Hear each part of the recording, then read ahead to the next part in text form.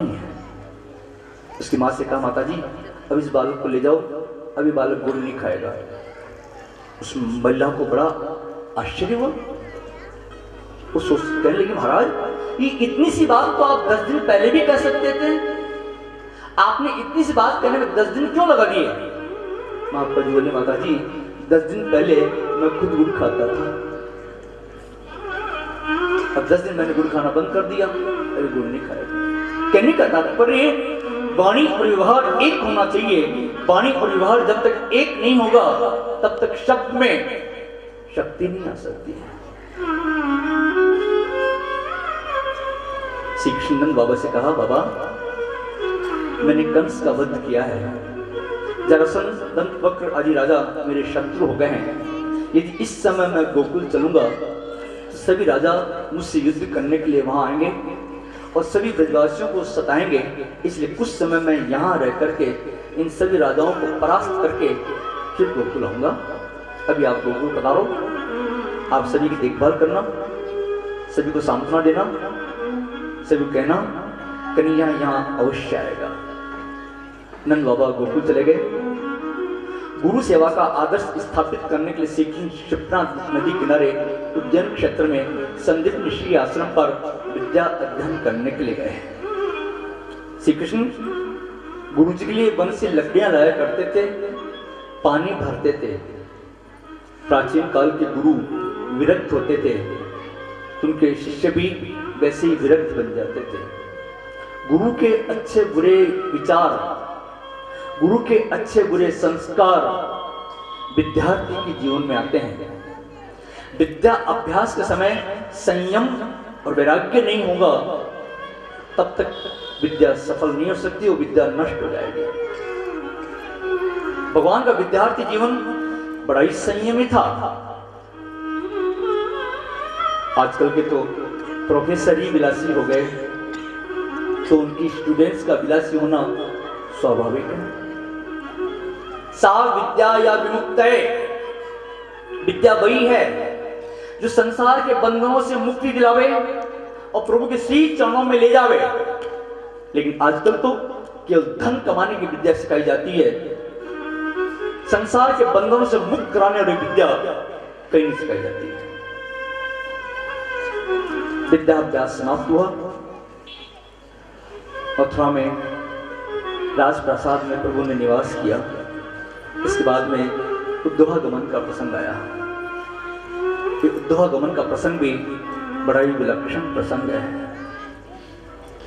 इस उद्धवागमन के प्रसंग में भक्ति और ज्ञान का मीठा झगड़ा है और दोनों का समन्वय है। उद्धव जी निर्गुण ज्ञान के पक्षधर हैं, तो गोपियां शुद्ध प्रेम लक्षणा भक्ति की पक्षधर है। वैसे भक्ति में और ज्ञान में कोई अंतर नहीं है, भक्ति की परिणति ही ज्ञान है।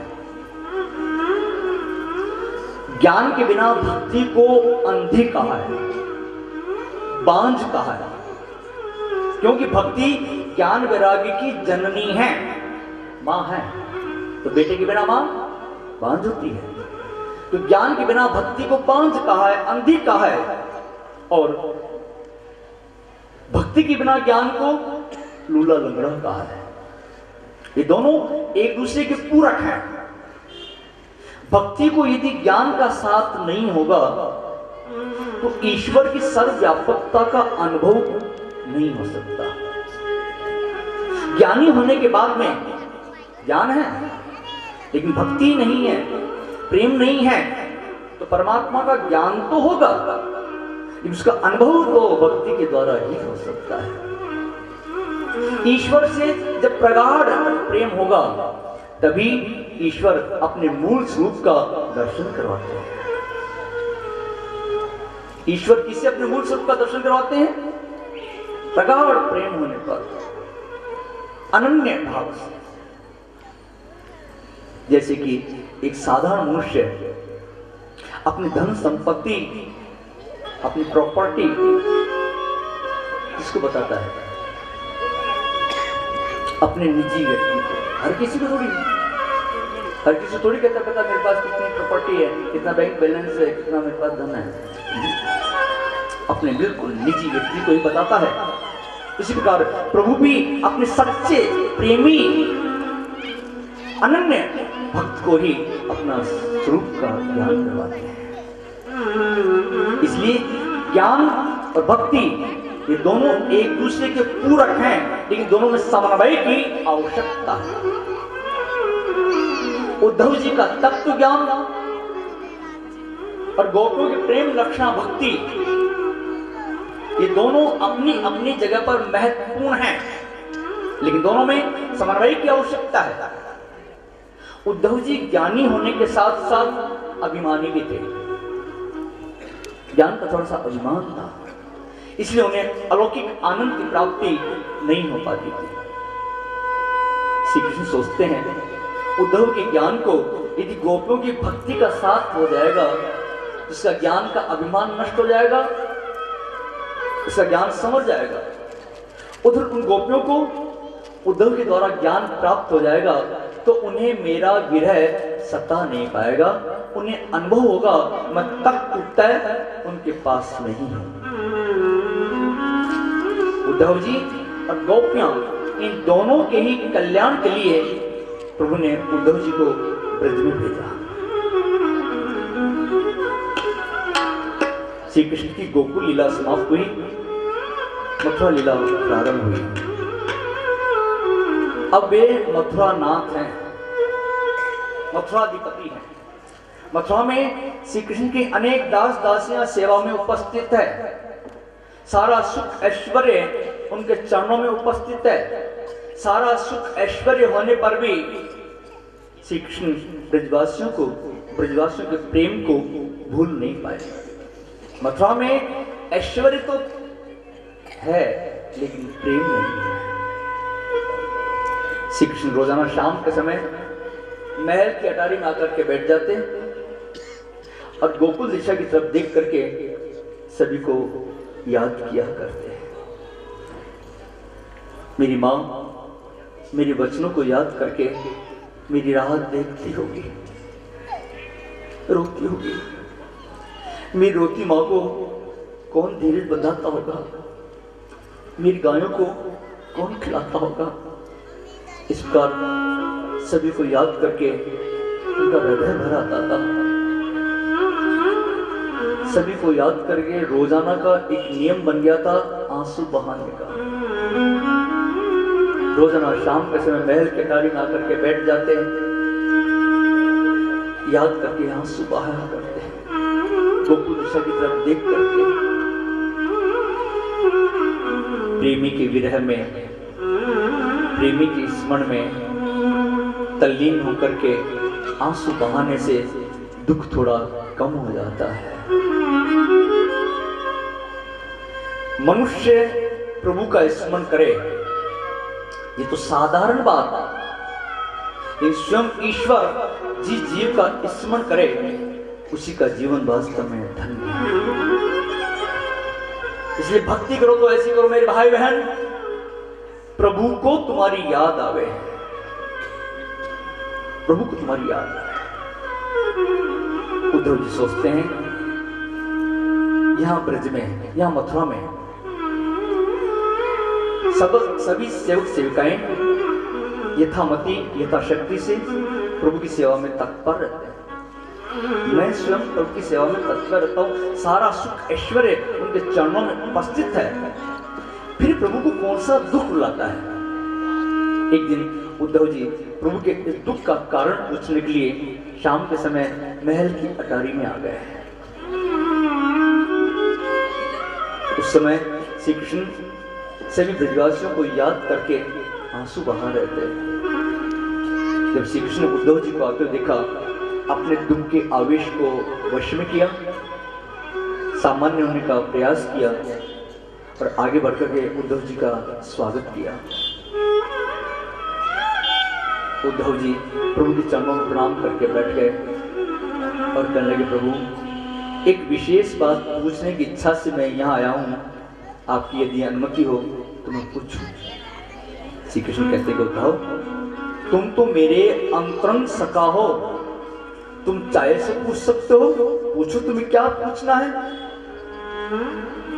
उद्धव जी कहने लगे प्रभु यहां मथुरा में मैं सारे सेवक सेविकाएं यथामति यथाशक्ति से आपकी सेवा में तत्पर रहते हैं, फिर भी आप प्रसन्न नहीं रहते हैं, आप उदास रहते हैं। प्रभु जब आप भोजन करने के लिए बैठते तो आपका हाथ रुक जाता है, आपका हृदय भर आता है। कल रात जब आप सो रहे थे तो आप नींदों में राधे राधे राधे राधे राधे राधे बोल रहे थे। राधा कौन है? जो कि आपके हृदय रूपी सिंहासन पर अपना आसन जमा करके आपको सताती रहती है। क्योंकि मेरी यशोदा मैया को उस पत्थर के टुकड़े से कैसे शांत करूं? वो तो मुझे देख करके, मुझे अपने गले से लगा करके, अपने हाथ से खिला पिला करके ही शांत हो सकती है। उद्धव, प्रेम तो भाषा और शब्दों की सीमा से परे है।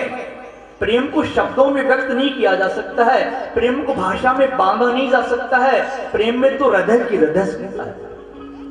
इसलिए उद्धव तुम ब्रज में जाओ और सभी ब्रजवासियों को समझा बुझा करके ब्रह्म ज्ञान का उपदेश दे करके मुझे भुलवा दो।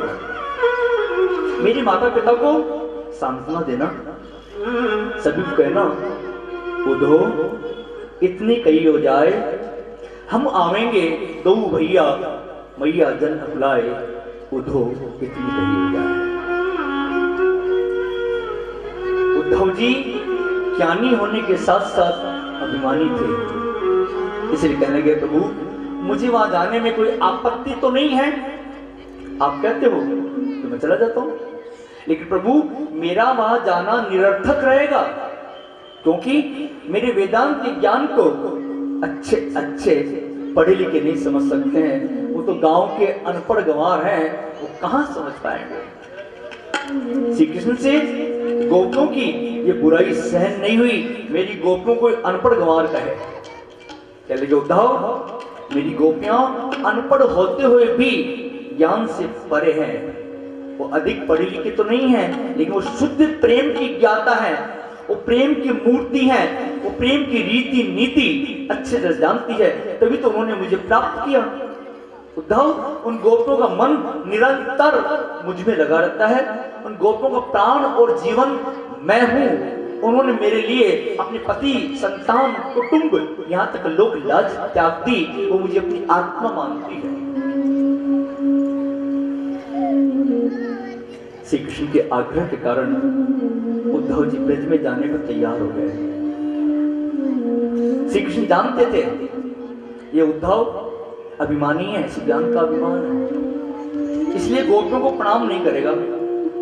स्पष्ट आदेश दिया जाकर के गोपियों को प्रणाम करना, वंदन करना उनको, और अपना पीतांबर और वैजयंती माला उतार करके उद्धव जी को देते कहा उद्धव ये मेरा पीतांबर और वैजयंती माला धारण करके तुम उन गोपियों से मिलना, क्योंकि मेरी गोपियां मेरे अलावा अन्य पुरुष से ना तो मिलती है ना बात करती है।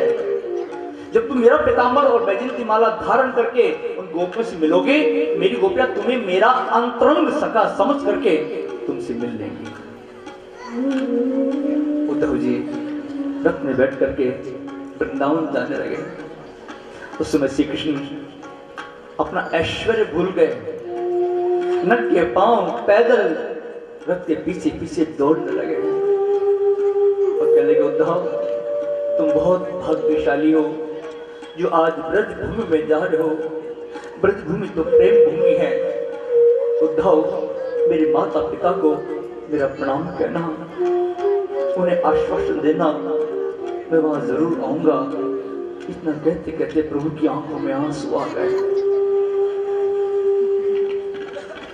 उद्धव जी कहने लगे प्रभु आप मथुराधिपति हैं, मैं आपका सेवक हूं, मैं आपका सेवक होके और रथ में बैठा हूं और आप मथुराधिपति रथ के पीछे पीछे पैदल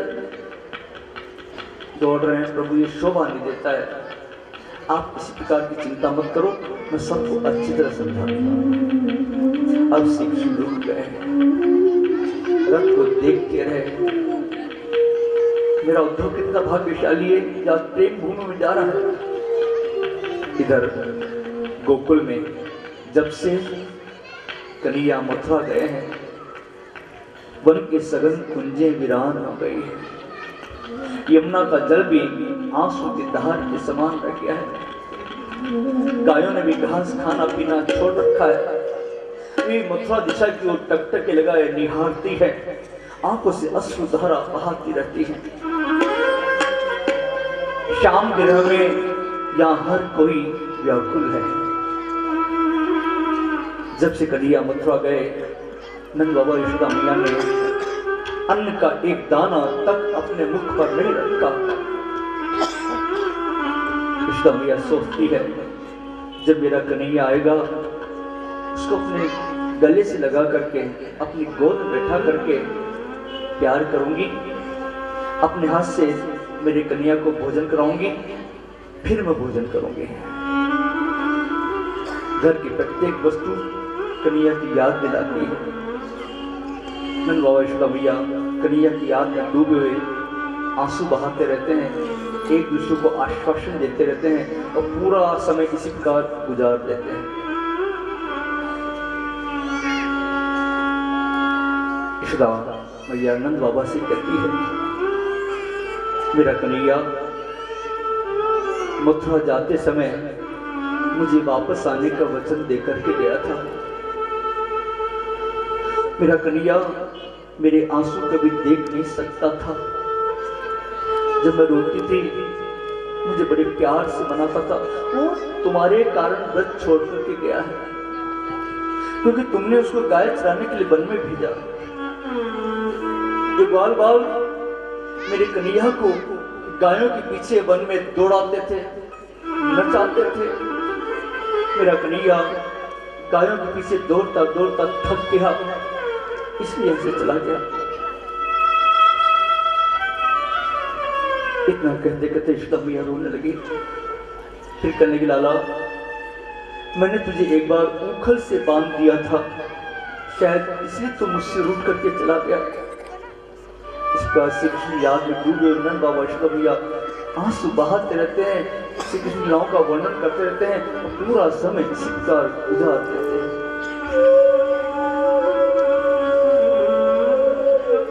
उद्धव जी ने मथुरा सीमा को पार किया,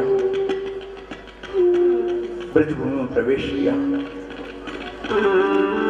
सभी ग्वाल बाल उद्धव जी को लेकर के नंद बाबा के घर आए। उद्धव जी नंद बाबा को प्रणाम किया और कहने के, बाबा मैं आपके श्री कृष्ण का मित्र उद्धव हूं, मैं उनका संदेश लाया हूं। नंद बाबा ने सोचा हमारा कन्हैया शायद राजकार्य में व्यस्त हो गया, इसे स्वयं नहीं आ सका, अपने मित्र को भेजा। उद्धव जी का खूब स्वागत किया, सभी कुशल क्षेम पूछ